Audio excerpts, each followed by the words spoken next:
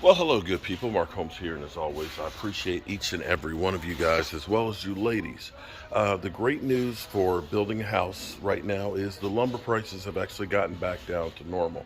Unfortunately, PVC and metal is costing a fortune. I started building the supports underneath the house. It was great because the 2x12s, 16 footers were $21 a piece.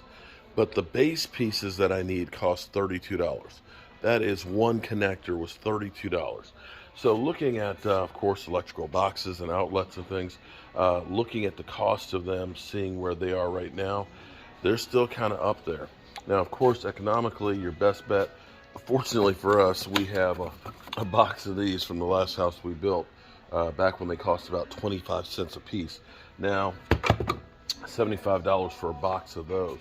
Your typical ceiling work boxes, new work, $3 a piece, $1.81. These things used to be about 50 to 75 cents each, so they're definitely a lot higher than they used to be. They are beginning to fall down some, but not quite fast enough. Now, with the red brick house, and this is where I actually am looking here because we have masonry walls inside of there. And we're going to need to put metal boxes in there, and we're going to set them in the concrete. So we're basically going to core out a space, put the box in, go ahead and do our lime mortar in there so that way it can expand and contract like they normally will, and drop a conduit down below. So we're going to be needing to get 1,900 boxes.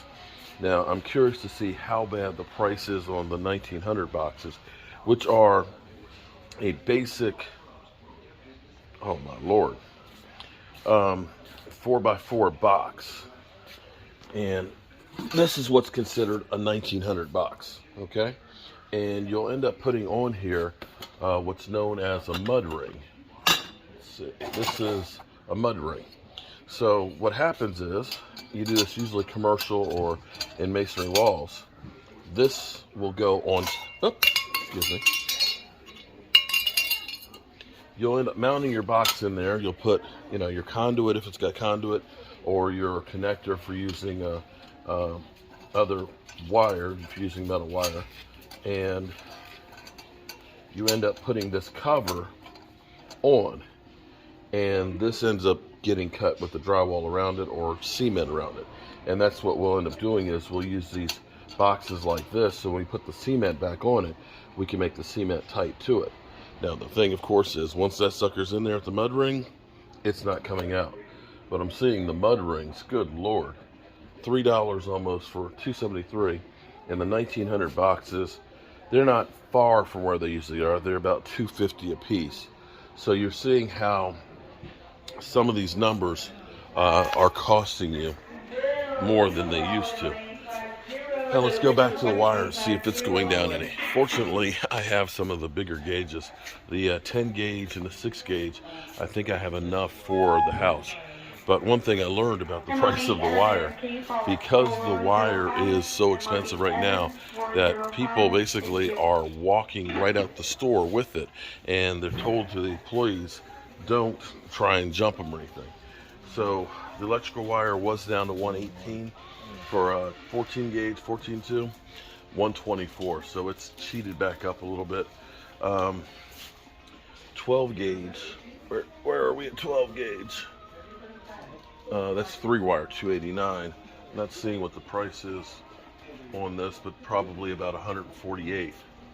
So definitely cost of the wire, cost of the electrical boxes. So you'll save on the wood, you'll get hit on the wire and the plumbing stuff. Let's check and see about our plumbing fittings, because they're trust me, they're no better either. All right, so here's where it gets to be crazy. And thank goodness I actually have a couple of boxes of different plumbing fittings and some PVC as well, because it has got to be outrageous for the price of pipes. Here we have an 1.5 inch long sweep elbow, $4.86. It used to be about $1. Basic elbows, $1.84. Used to be about 40 cents. And this is where we're talking about just small fittings.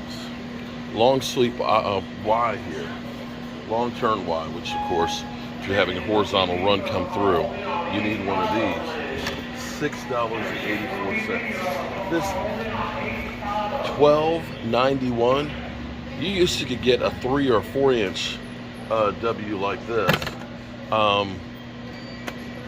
for that kind of money. I hate to even look what 3 inch fittings are. Oh my God, you're killing me, Petey. $7.61 for one elbow. So your PVC is definitely costing a hellacious amount more. It's going to cost you more on the plumbing. The good news is we're only putting in 2 bathrooms and a kitchen, and we're going to be basically stacking the bathrooms on top of each other. So we'll go through, we'll do a stack, a 3 inch stack that'll come up. It'll hit the toilet, it'll hit the sink and all that, and then we'll go upstairs, it'll hit the second floor stuff like that and go up through. So 3 inch wide PVC will only need probably about 30, well no, make about 40 feet of it. So that's going to keep the cost down at least on that. And then everything will go down to 2 inch and 1.5 inches. So at least we can maximize what we're doing by putting the bathrooms in the same location, above each other. In the kitchen, of course, it's going to be close to the bathroom right there. So that will help us out. If you have a really big house and the kitchen's on one side and bathrooms all over the place, yeah, you're going to spend a fortune on lawn stuff.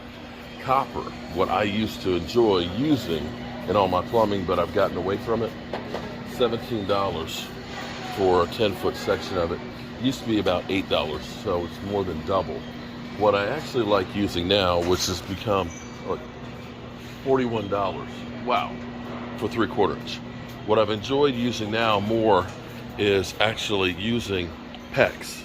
And PEX has a couple of different types of PEX that you can use. But I have a crimper. And here's the great thing about PEX is it is a lot more cost effective. It's actually easier to run.